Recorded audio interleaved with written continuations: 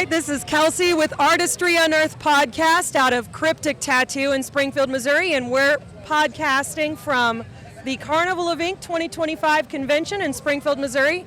And the guest I have with me here today is Gypsy. Welcome, Gypsy. What's going on, everybody? How are you doing? I'm doing fabulous. I Great, hope you're great, well, great. too. I'm doing well. I've had a great weekend so far. So to start us off, can you tell us where you tattoo out of? Where do you hail from originally? I tattoo out of Crafted Fate Art Collective in Columbia City, Indiana.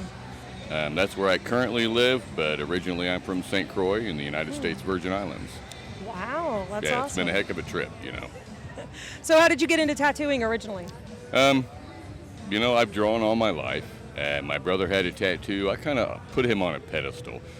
And I just said one day I'm going to have a tattoo like my brother. And when I was 17 years old, I was fortunate enough to live in a really great area. I got my first tattoo from Peggy Schwartz at Gilmonty's shop in North Fort Myers, Florida.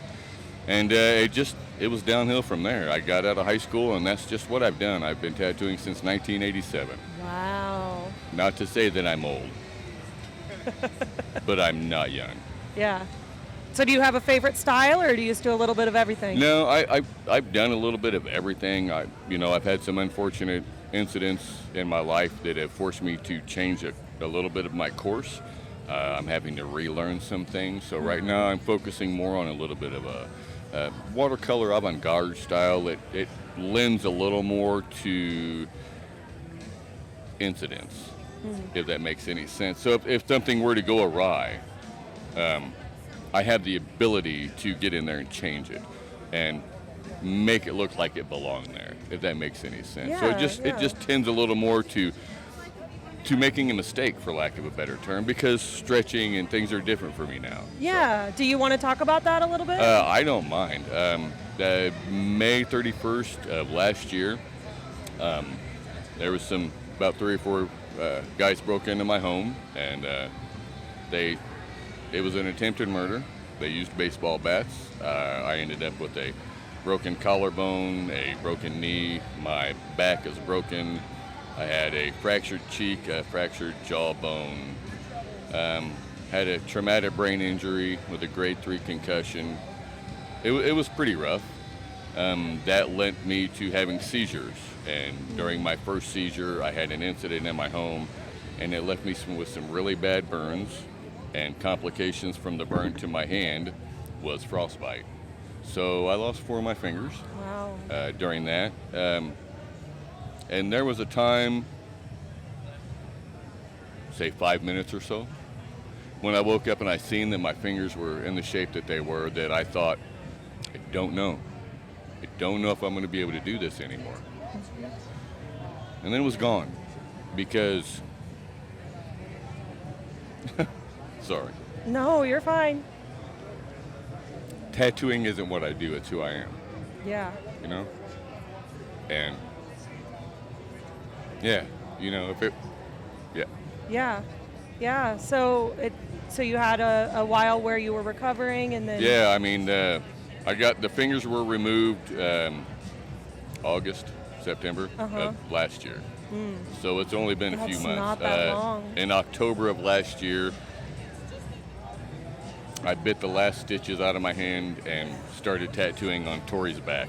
That's pretty metal. I was at Resurrection Island October 13th. Wow. So in less than 4 months from having 4 fingers amputated, I was competing in competitions, and one of the most elite conventions there are. It's an invitation only.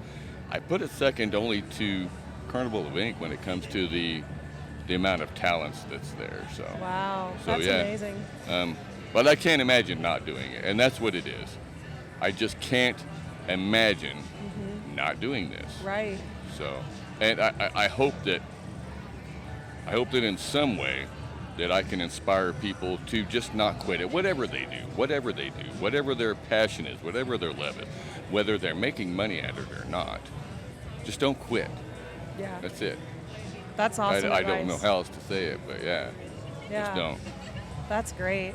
So do you spend a good part of the year doing circuits, working conventions, or do you mostly stay at your home shop? March through October, I pretty much do as many conventions as I can. Right now, I've got one a month lined up through July, Wow. maybe through August, because I might be doing the Macabre Tattoo Festival in Louisville.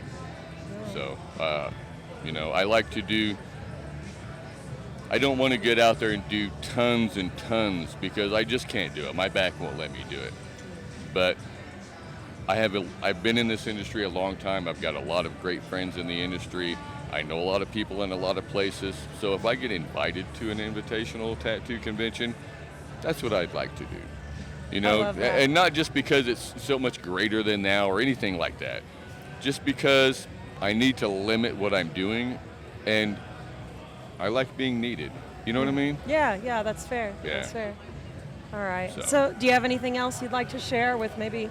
You know, I People just, who are you know, I watching? do a lot of streaming. I do a lot of TikToks. I've got over 140K on TikTok, and I end my TikToks the same way every time.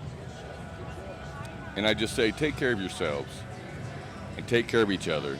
But most importantly, is take care of your mental health, because we can't get anywhere without it. Thank you. All right. So, where can people find you on social media? What apps are you on? I'm on about everything, and it's Tattoos by Gypsy.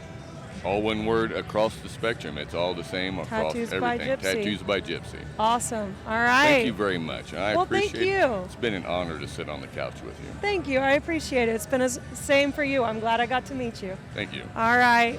Well, enjoy the rest of your weekend. I'm looking forward to seeing you compete this evening. I can't imagine not enjoying it. I'm excited to see where you go with that back piece because it's gorgeous.